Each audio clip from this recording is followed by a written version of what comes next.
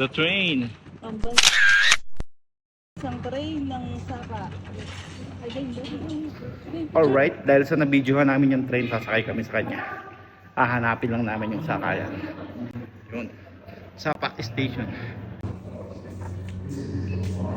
Your phone. Wow.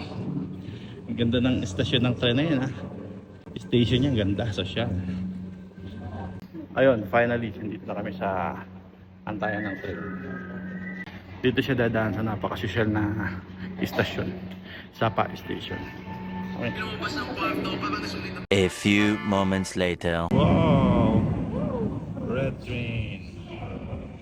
Walang sakay. Check pa. Dami rin pala makakasakay. Makakasakay pala ang lahat. Stop. Bilis! Bilis! Yan, yan, yan. There you go. Buwan sila katitirit. Ayun, finally nakasakay namin sa loob. Dito na kami sa napaka-garang train na Vietnam.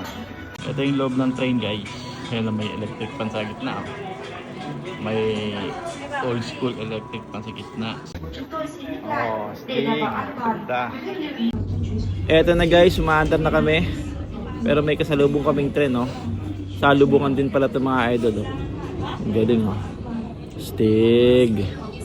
Naghihiwalay sa gitna. Hindi sila magkakabanggaan.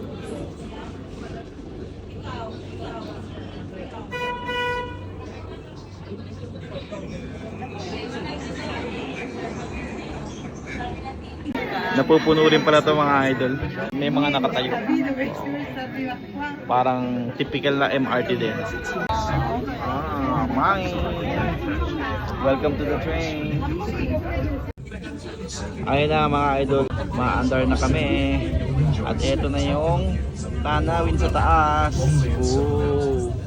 Para ka sumakay ng cable car.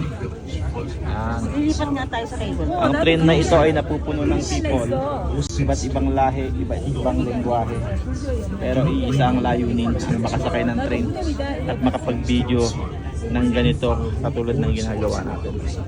Di ba, Arlene? Yes. Sila din yung kasabay natin kahapon sa Malaking kasiyahan ng makapag-video at makasakay sa gantong train. Ayun na, meron sila ditong parang Rice terraces. sa sa Banawe Rice Terraces ng Pilipinas. Ayan, Vietnam Rice Terraces. Bigat ba yan? Oo, hagdang-hagdang pala yan din, no? Di pa ako nakakapunta sa Ganda! Ganda ng view! Look at that! Pinayaran mo dyan. Look at that! Clouds and mountains. Wow!